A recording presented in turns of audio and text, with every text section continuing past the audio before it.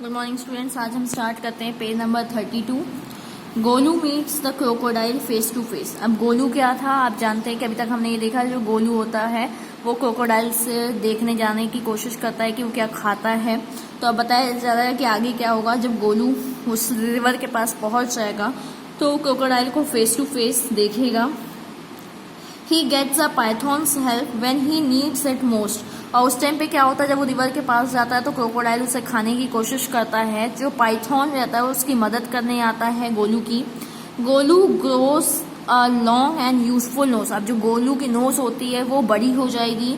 तो चलिए हम देखते हैं कि आगे स्टोरी में क्या होता है। Golu moved on eating sugar canes bananas and melons. अब जो गोलू था वो रास्ता बहुत लंबा था, तो जो शुगर केन वो लेके आया था गन्ना घर से, बनाना लेके आया था, मेलन्स उसको खाते खाते जा रहा था। After a few days he reach the very edge of the great grassy Limpopo river. तो फिर कुछ दिन के बाद क्या हुआ, वो वहां पहुंच गया लिम्पो रिवर के पास। On the bank of the river he saw log of wood. वहां पे वो क्या देखता है, एक लकड़ी का टुकड़ा देखता है। It was really the crocodile who winked at him. तो वो जब वो अगर पास में उसके जाके देखा तो लेकिन वो क्या था, क्रोकोडाइल था। विंकेड का मतलब होता है देखना, तो क्रोकोडाइल उसकी तरफ देख रहा था। Excuse me said Golu. तो गोलू उसको बोलता है कि सुनिए, excuse me, have you ever seen a crocodile. तो उससे बोलता है क्या आपने क्रोकोडाइल कभी देखा है। The crocodile winked again and lifted half of his tail out of the mud। जो भी क्रोकोडाइल था फिर उसको घूर के देखता है और जो अपनी पूंछ रहती है उसको आधी पूंछ को मिट्टी में से उठाता है। Come here little one said the crocodile। Crocodile उसको बोलता है कि इधर आओ मेरे पास। Why do you ask such question। और बोलता है कि तुम ऐसा क्वेश्चन क्यों पूछ रहे हो। I want to know। वो जो हाथी था वो बोलता है कि मेरे को बस जानना है। Come close little one for I am the crocodile. वो बोलता है और मेरे पास आओ, मैं ही क्रोकोडाइल हूँ। And he said crocodile's tears to show it was quite true. और फिर जो क्रोकोडाइल होता है वो अपने आँख से आंसू गिराता है जिससे उसको पता चल सके कि यही क्रोकोडाइल है। Golu was afraid. गोलू जो होता है वो डर जाता है। But he sat down on the bank and said you are the very person I was looking for. जो फिर गोलू होता है वो डरने लग जाता है, वो अपने पैरों को पीछे करने लगता है और बोलता है कि तुम ही हो जिसको मैं ढूंढ रहा था। Please tell me what you have for dinner. तो वो बोलता है कि प्लीज आप मेरे को बताइए कि आप डिनर में क्या खाते हैं। Come here little one and I will whisper the answer to you said the crocodile. Crocodile बोलता है कि तुम मेरे पास आओ, मैं तुमको बताता हूं कि मैं क्या खाता हूं। Golu put his head down close to the crocodile snout and the crocodile caught him by the nose. जो गोलू होता है वो उसके पास आता है, उसके अपने मतलब सर को नीचे करता है और जो क्रोकोडाइल होता है वो उसकी नाक से उसको पकड़ लेता है।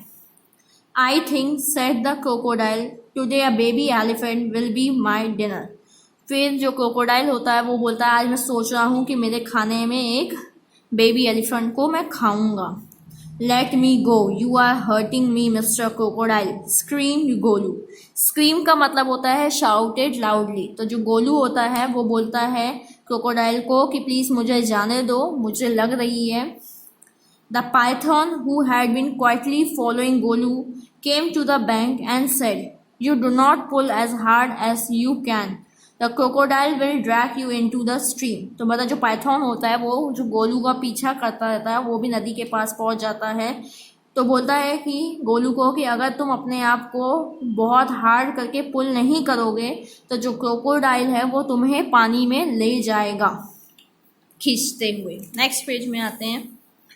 Golu sat back on his little haunches and pulled and pull. Haunches का मतलब होता है फ्लैशी पार्ट ऑफ थाइस, मतलब वो अपने पैरों की थाइस की मदद से धीरे धीरे पीछे की ओर होने लगता है।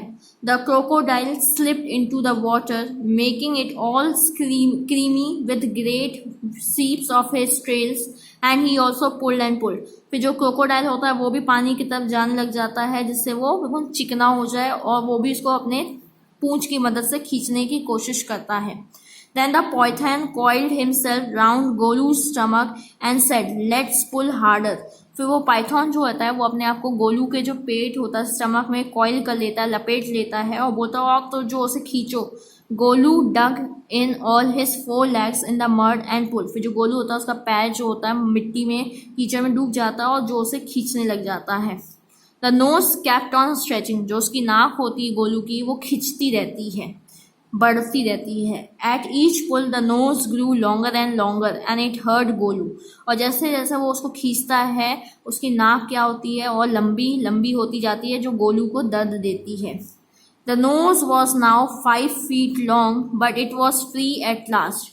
अब जो नाक होती है वो 5 feet लॉन्ग हो जाती है और फ्री हो जाती है। Golu sat down with his nose wrapped up in a big banana leaf and hung it in the great grassy Limpopo river to cool. मतलब जो गोलू होता है वो बेचारा साइड में बैठ जाता है और अपनी नाक को कवर कर लेता है बनाना के पत्ते से और जो उसको पकड़ के बैठा रहता है ग्रासी रिवर के पास जिससे वो नाक ठंडी हो जाए। Golu sat there for 2 days waiting for his nose to cool and to shrink. अब जो गोलू रहता है वो 2 दिन तक वहीं नदी के पास बैठा रहता है जिससे उसकी नाक जो है वो गर्म हो गई थी, ठंडी हो जाए और छोटी हो जाए। It grew cool but it does not shrink. जो नाक होती है वो ठंडी तो हो जाती है लेकिन छोटी नहीं हो पाती है। At the end of second day a fly came and stung Golu on the shoulder. फिर सेकेंड डे क्या होता है, जब गोलू बैठा रहता है तो एक मक्खी आकर उसको परेशान करती रहती है, उसके शोल्डर में बैठ जाती है। तो Golu lifted his long nose trunk and with hit the fly dead. तो वो क्या करता है, गोलू अपनी नाक को उठाता है और उसको पीछे हिट करता है तो जिससे वो मक्खी मर जाती है। Advantage number 1। अभी क्या एडवांटेज होता है जिससे उसकी सूंड बड़ी हो गई। तो hissed the python you couldn't have done it with a small nose. जो पाइथन होता है वो बोलता है कि एडवांटेज तुमको क्या हो रहा है, अगर तुम्हारी नाक छोटी होती तो मक्खी को तुम मार ना पाते। Try and eat a little now. अब वो बोलता है कि तुम थोड़ा सा कुछ खाने की कोशिश करो। Golu put out his trunk and plucked a large bundle of grass. अब जो गोलू होता है वो अपनी ट्रंक से बहुत ज़्यादा ग्रास को उठा लेता है। He dusted it against his 4 legs and stuffed it into his mouth. Stuffed का मतलब होता है फिर वो क्या करता है, घास को इकट्ठे बंडल में उठाता है और अपने मुंह में डाल के खा लेता है। Advantage number 2 his the Python. अब जो दूसरा एडवांटेज होता है पाइथन उसको बताता है, you couldn't have done it with a small nose don't you think the sun is too hot now. अब वो जो होता है पाइथन उसको बताता है कि अगर तुम्हारी सूंड छोटी होती तो तुम इतने सारे ग्रास नहीं तोड़ पाते और उसको खा नहीं पाते। और चलो बहुत गर्मी होती है यहाँ पे, बहुत ज़्यादा गर्म है। देखिए इसको ऐसे बचाया था, इसको पेट में लपेट लिया था और उसको खींचने की कोशिश किया था। नेक्स्ट पेज में आते हैं।